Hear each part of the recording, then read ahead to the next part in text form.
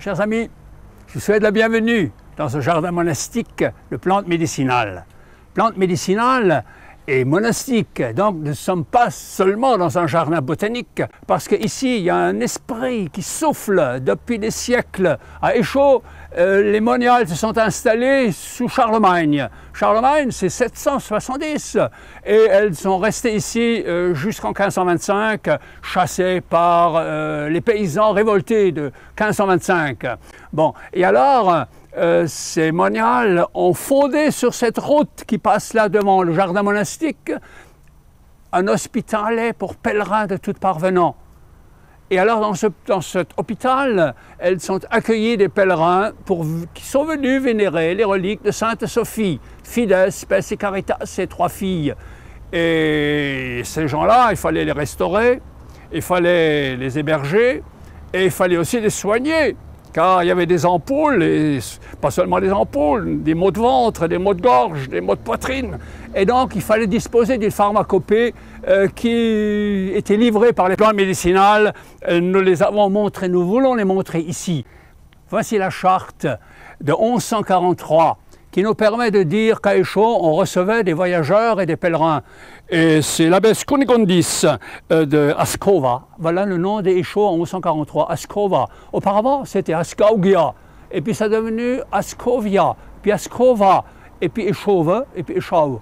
Donc c'est un nom qui est composé de Éche et de Au.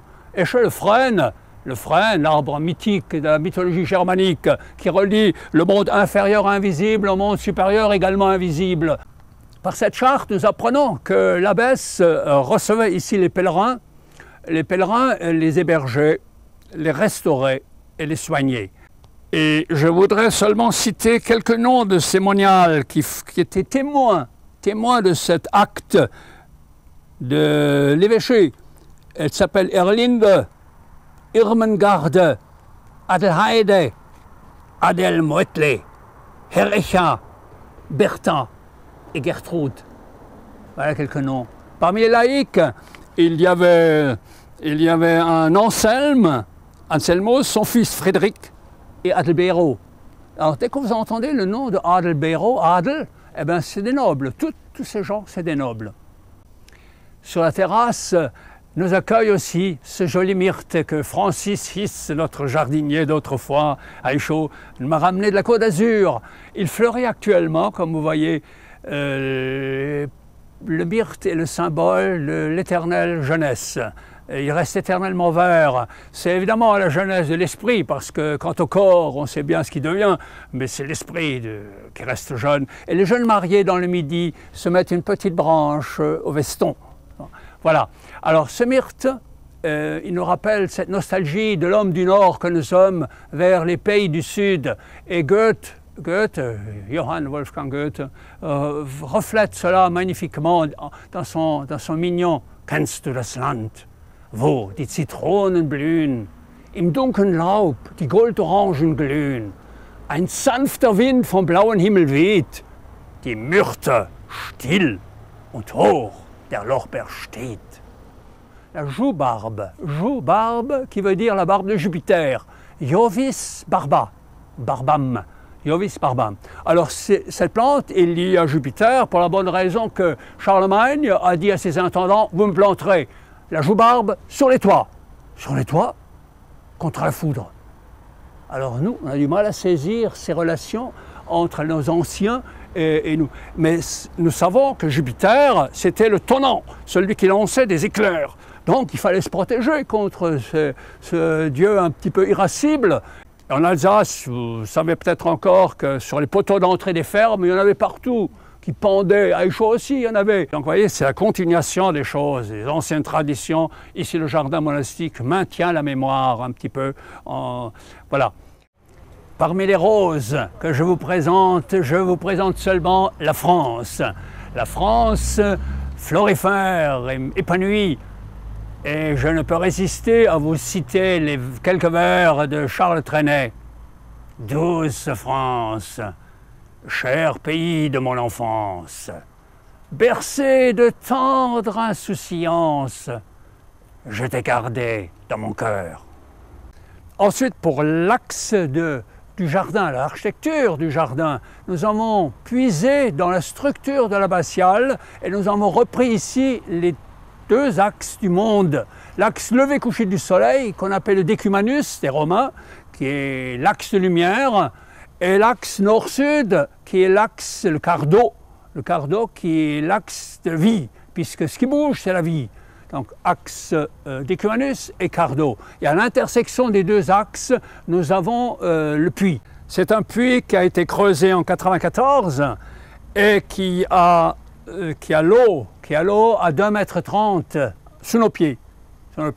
Ce puits, quand on regarde vers l'intérieur, le regard rencontre comme un miroir qui reflète le haut.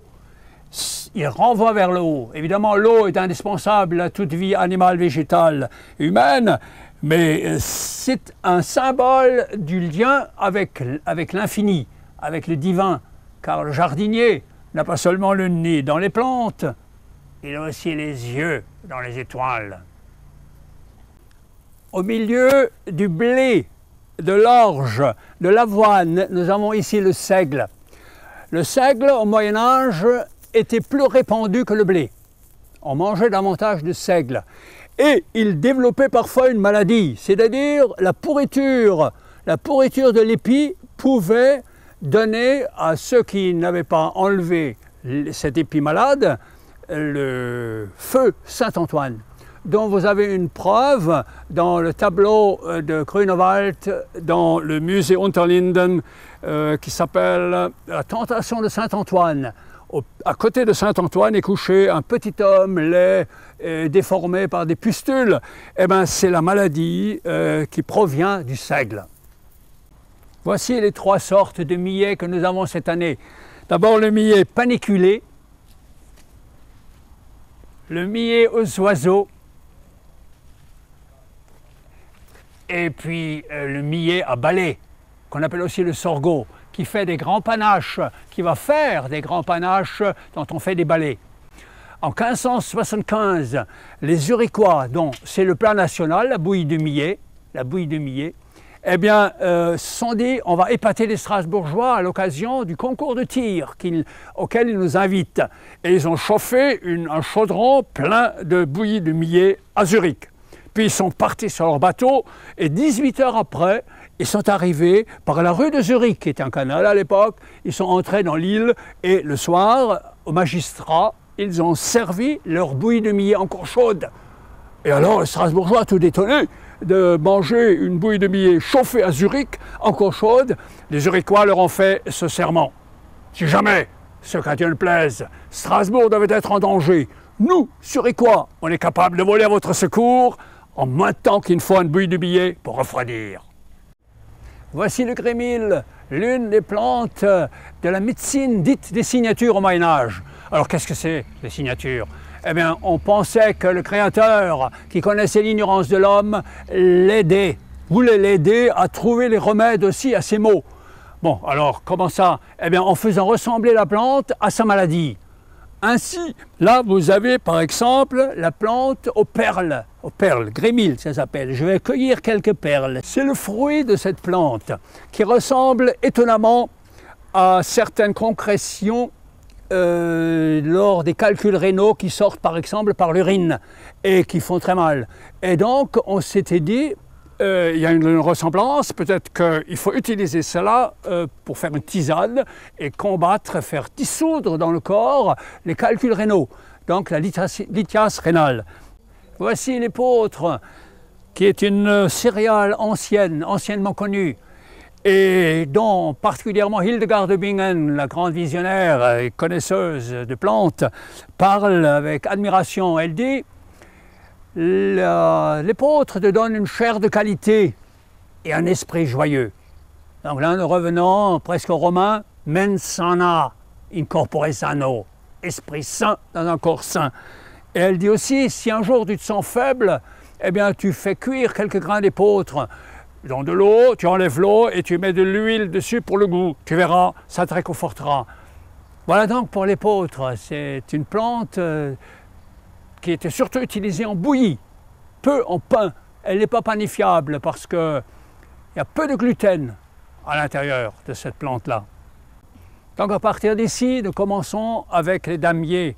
Les damiers ont 18 plantes chacun et ils fonctionnent par thème. À notre gauche, nous avons les tinctoriales, je cite quelques-unes, le pastel qui donne la couleur bleue, la garance qui donne la couleur rouge, pantalon militaire jusqu'en 1915 en France, et puis le cartam qui donne la couleur jaune et rouge. Et puis ici, la camomille des teinturiers qui donne le jaune, un très beau jaune. Ensuite, nous avons le textile avec le lin, là-bas, et nous avons des toxiques, l'asclépiade, le ricin, et alors les grands toxiques qui sont les belladone, la belladone derrière l'asclépiade, ainsi que la ciguë, la grande ciguë qui a tué Socrate. Ici, nous avons le damier des pulmonaires. Quand on est malade de la gorge, les voies respiratoires, eh bien on recourt à des tisanes de mauve, de guimauve ou bien de bouillon blanc. Voici le bouillon blanc qui est très connu dans notre région et puis plus récent l'échinacée. Et là-bas nous avons le serpolet, le thym et la réglisse. La réglisse dont on mâchait la racine autrefois. Nous nous trouvons ici dans le damier des plantes cicatrisantes, vulnéraires. Voici d'abord les soucis. En latin, calendula. De cette plante, on a tiré une pommade, calendula, qui sert à guérir, à fermer les blessures, à guérir certains abcès. Ensuite, là, vous avez les plantains, le plantain lanceolé et le plantain majeur, le grand plantain. Ces feuilles étaient utilisées autrefois pour cicatriser les blessures par application simple et bandage.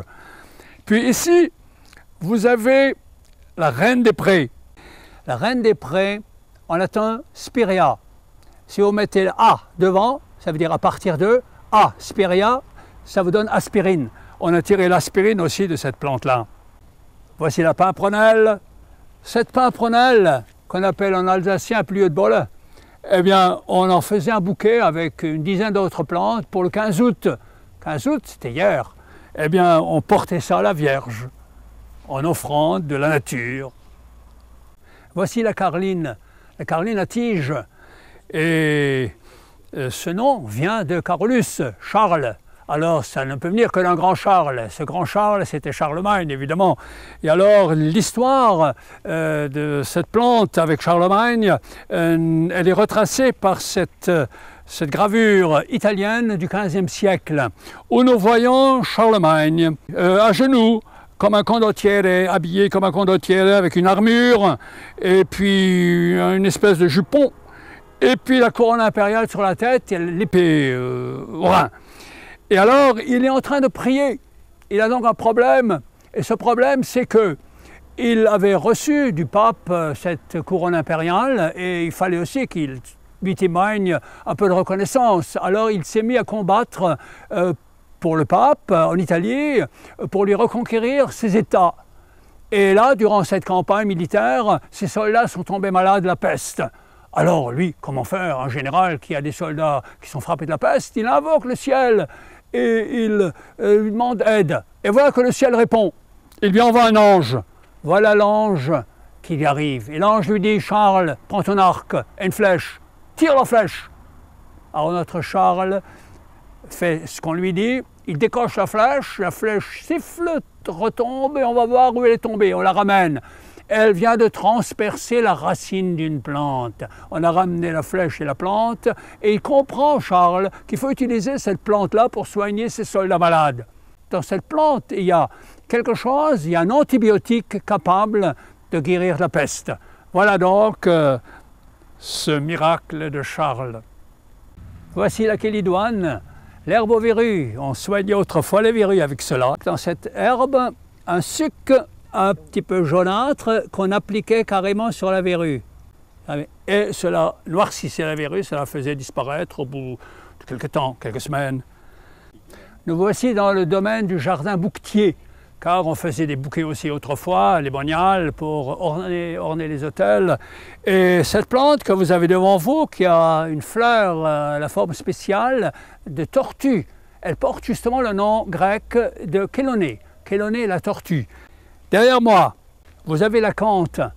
Alors l'acanthe à la feuille très longue et découpée est une plante qui est antiseptique. Quand on coupe une branche, une feuille, et qu'on la met dans l'eau, votre eau reste propre pendant de longs jours, parce qu'il y a un suc qui empêche le pourrissement de l'eau. Donc ce suc pourrait aussi être utilisé comme antiseptique, voilà, sur le plan médical. Et sur le plan de l'architecture, vous connaissez tous le chapiteau corinthien à Acanthe. Au 5e siècle avant le Christ, un dénommé Callimachos s'est promené à Corinthe à travers le cimetière. Et alors dans le cimetière, il a vu une tombe d'enfant. La maman avait déposé sur la tombe une corbeille remplie de jouets. Et alors elle avait posé une tuile dessus sur le panier. Et au printemps, la plante, poussant, sort du sol, elle a poussé le long de la paroi de la corbeille et a buté sur cette huile et il s'est recourbé. Et cela a vraiment plu à notre Callimachos qui se dit « je vais reproduire ça sur le chapiteau corinthien ». Voici un chapiteau corinthien avec la bac. Voici le damier des condimenteurs et des aromatiques. La plus aromatique ici, c'est l'hélicryse qui a le goût du curry. On la sent certains soirs jusqu'à 20 mètres autour de cet endroit. À côté, il y a la chartreuse. La chartreuse qui est utilisée par les moines de Grenoble, la grande chartreuse, pour faire leurs fameuses liqueurs. Et puis, il y a la Thanaisie, la Thanaisetum Wurmkraut en allemand, qui servait à combattre les vers qu'on avait autrefois dans le système intestinal. Et devant nous, là, ici, nous avons donc l'estragon, ici un oignon aérien, Luftschallot, comme on dit en alsacien, qui pousse en l'air. Donc pour le cueillir, on n'a pas besoin de se baisser trop bas, on le cueille à hauteur des genoux. À ma gauche, donc, nous avons celle qui fleurit rouge toute l'année. C'est la sauge Grahamii, Grahamii 2 grammes, Grahamii est un génitif, et qui est très odorante, très odorante. Vous toucherez les feuilles, vous verrez, et vous laisse un souvenir. Et puis là, nous avons la calebasse, c'est la gourde du pèlerin. Hein. Le long de cette formation vont se former des gourdes plus ou moins grosses qu'autrefois on vidait de leurs graines, de leurs fruits, et qu'on remplissait d'eau pour les pèlerins qui portaient ça, leur bâton qu'on appelle le bourdon. De temps en temps, ils buvaient. Nous sommes ici sur le carré des digestives, des stomachiques, comme nous disons. Il y a d'abord l'absinthe, dont on fait des tisanes excellentes pour la digestion. L'alcool n'est pas conseillé. Ensuite, nous avons les menthes, différentes sortes de menthes, dont l'hysope, et ici la verveine citronnelle. Et nous avons là la cardère. Alors la cardère, sur le plan mécanique, avec le fruit, sert aussi à frotter les tissus de laine, servait autrefois, pour obtenir de la peluche. Ensuite, nous avons des plantes comme le basilic, évidemment, odorant. Ça, et puis là, nous avons le chardon-marie. C'est une plante, c'est déjà de cette année, elle a défleuri. Mais là, c'est déjà des jeunes qui repoussent. C'est une feuille verte d'un vert strié de blanc. Mais l'histoire veut qu'autrefois, elle était d'un vert uni. Et alors on raconte que durant la fuite en Égypte, Joseph avec Marie et l'enfant Jésus ont traversé dans la nuit un désert. Et dans ce désert, à un moment donné, l'enfant avait faim. Et Marie a dit à Joseph, on s'arrête pour allaiter le petit. Et Marie descendit de l'âne et allaitait le petit derrière une grosse touffe de chardon. Et alors, on dit que la dernière goutte du lait de Marie a roulé sur les lèvres du petit Jésus et tombé sur l'une des feuilles qui s'est striée de blanc. Et toutes les autres feuilles ont suivi. Et c'est pour cela qu'elle porte aujourd'hui le nom de chardon-marie. Nous voici arrivés à la dernière partie de notre jardin avec cette reconstitution du plan de Saint-Gall. Ici, nous sommes dans le hortus, c'est-à-dire le potager. du plan de 816 de l'abbaye de la Reichenau, envoyé à l'abbaye de Saint-Gall en Suisse, où ce plan est conservé. Alors nous avons là 18 plantes potagères. Nous voyons ce que Charlemagne avait dans son assiette, ail, oignon, échalote, mais nous nous rendons aussi compte qu'il y a de l'aneth, magnifique aneth. Et puis là, nous avons le pavot somnifère que vous retrouvez sur certains pins. Et puis, il y a des plantes que nous n'avons plus. En voici une, c'est la nigelle. La nigelle, Nigella, la noire, c'est un cumin noir. C'est vraiment du cumin. Aujourd'hui, on a du carvi. Nous voici ici dans le carré du Herbolarius. Herbolarius, c'est les simples, les herbes médicinales. Donc de 816, voilà avec quoi on se soignait. Alors il y a d'abord un haricot, car bien manger c'est aussi se soigner. Ce haricot s'appelle la mongette. Ensuite, à côté, vous avez la sarriette vivace, elle revient tous les ans, elle est très belle. Ici, vous avez encore une menthe. Là, vous avez le fenugrec. Le fenugrec, les graines, aident un corps un peu malingre, un peu affaibli à reprendre du tissu. Bon, et là-bas, l'anis. Et puis ici, le fenouil, magnifique le fenouil. Derrière le fenouil, la rue. Et puis la sauge qui sauve tout, salvia, elle guérit tout. Comment un homme peut-il mourir quand il a une sauge dans son jardin? Voilà ce que disaient déjà les Romains dans la sauge. Ensuite, il y a la menthe Pullio, Pulex, qui chasse les puces. Nous voici arrivés au bout de nos chemins. Il est bon de s'asseoir, comme au Firove, quand le soir on a travaillé, on s'assied et puis on contemple. C'est le moment, c'est là qu'il y a la paix, la joie qui entre dans l'esprit, dans le cœur. Et l'endroit où nous sommes, c'est le paradis. Alors ici, dans ce paradis, nous pouvons contempler un petit peu, regarder en arrière l'architecture de ce lieu. Donc les deux axes du monde dont j'ai parlé, le troisième à l'intersection qui va vers le haut. Alors ce troisième axe, avec le puits, nous l'appelons le puits de la sagesse. Alors dès que vous entendez le mot de sagesse à Échaud, Sophia en grec, on connaît un peu le grec, les autres, Sophia. Alors Sophia, c'est la mère des trois filles, la patronne de l'abbaye d'Échaud. En 777, le 10 mai, Rémigus a déposé les reliques venues de Rome, ici dans la basilique. Alors pourquoi la sagesse avec un puits? Quand on regarde dans le puits, on regarde vers le bas.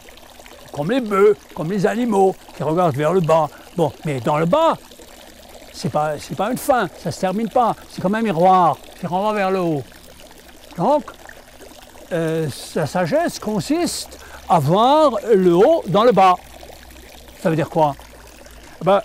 À nos pieds sont là quelques 400 plantes. Vous en choisissez une, n'importe laquelle. À vos côtés, vous avez la verveine officinale, que certains prennent carrément pour une mauvaise herbe. Très bien. Et bien vous regardez, oh, mais vous dites, elle fleurit joliment, elle est bien construite. Donc vous vous émerveillez en regardant une plante, car la plante est parfaite. La perfection émerveille, et l'émerveillement conduit à la louange envers celui qui a fait. Donc le regard vers le bas se retrouve en haut. C'est ça la sagesse. Que l'homme découvre sa vraie place dans la création, car nous, hommes, on n'a fait ni la terre, ni l'eau, ni l'air, ni le feu. Nous avons hérité de tout ça et nous sommes de très riches héritiers. Et un héritier, qu'est-ce qui est moins digne d'un héritier? C'est de dire ceci. Merci. Ça, c'est digne d'un héritier. Et voilà, et nous sommes cela. Alors ça, c'est notre position dans ce jardin monastique par rapport à la création. Protéger la création, la respecter, la redécouvrir, l'aimer. Ce jardin est un jardin axé sur l'abbatiale. L'abbatiale, c'est roman, c'est le roman. Alors, qu'est-ce que c'est l'époque romane? Ça fait 4 siècles, le roman. Entre Charlemagne et Hildegard de Bingen. Entre 800 et 1200, 4 siècles. Mais à quoi ils pensaient ces gens-là? Quel était leur mode de réfléchir et de penser? Eh bien, il faut des signes pour accéder à l'invisible. D'abord, ce qui nous permet d'accéder un petit peu, c'est l'arc en plein cintre. L'arc en plein cintre, l'arc roman. Vous êtes entré là-bas par une porte en arc en plein cintre.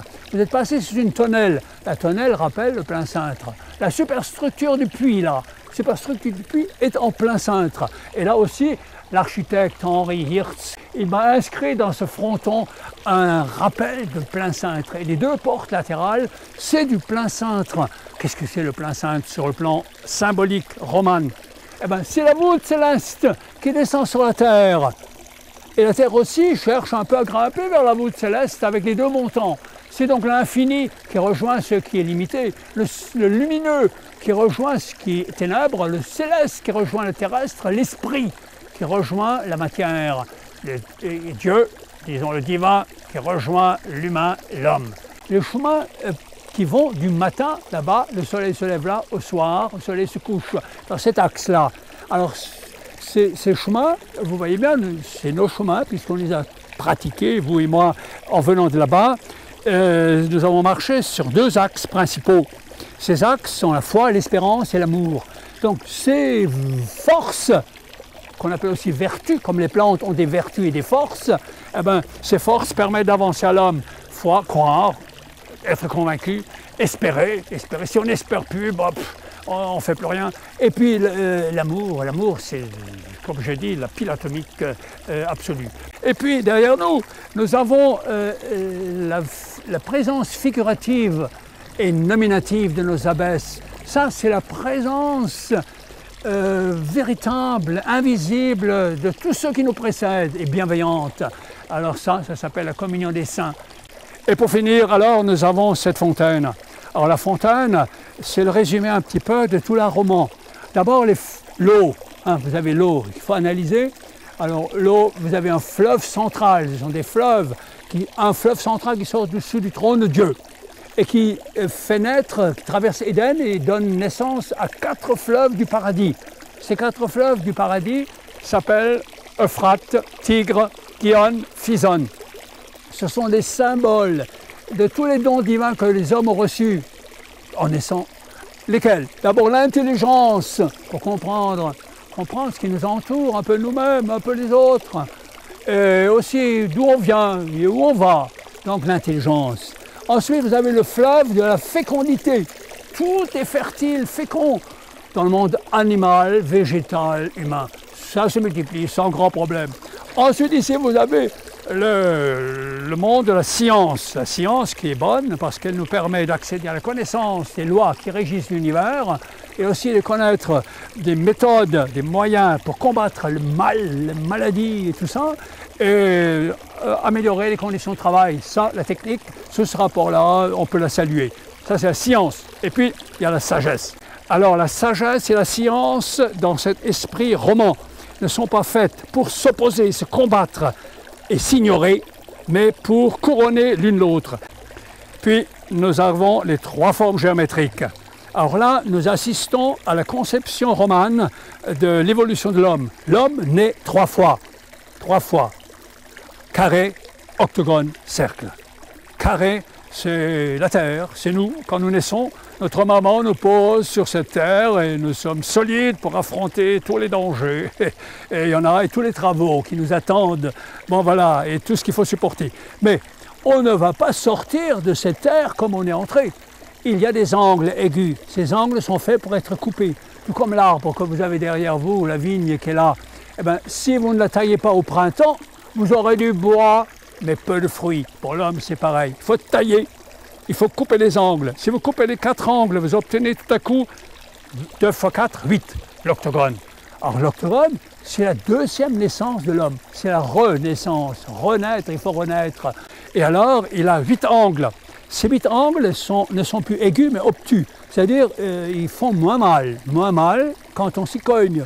C'est presque arrondi, mais il faut encore les couper indéfiniment. Alors, tous les défauts qu'on a, dans il faut se défaire. Couper indéfiniment pour obtenir le cercle. Cercle, figure géométrique sans commencement ni fin, qui ne saurait évoquer que le divin, que Dieu. Ça, c'est le cercle. Donc l'homme accède, est rendu participatif de la divinité. L'homme est destiné à être divinisé, à être déifié. Ça, c'est le but de la création de l'homme dans l'art roman. Et alors, le petit jet d'eau que vous avez là, de 30 cm de haut, qui ressemble un petit peu à l'aspiration humaine, qui recommence sans cesse à aller plus haut, plus loin, ailleurs, vers le beau, vers le bien, vers le vrai. vers Dieu. C'est peu de choses face à l'infini. Mais ça suffit, parce que lui fait le reste du chemin pour la rencontre. Voilà le sens de cette fontaine. Le mot de la fin, c'est Adala, notre première abbesse, qui va nous le donner. Elle qui porte son abbatiale romane face au soleil levant. Eh bien, son mot ne peut être que espérance. Parce que je ne connais pas de jardinier sans espérance. Sinon, il ne planterait pas, il ne s'aimerait pas, il ne se fatiguerait pas, il n'enregistrerait pas, il ne ferait rien. Et nous, qui sommes 4 ou 5 bénévoles, on ne se fatiguerait pas le dos à planter, cultiver, arroser, si on n'avait pas l'espérance chevillée au corps. Et aussi, mais ça c'est un bonheur, à vous accueillir dans ce lieu béni. Mesdames, Messieurs, je vous remercie de votre attention.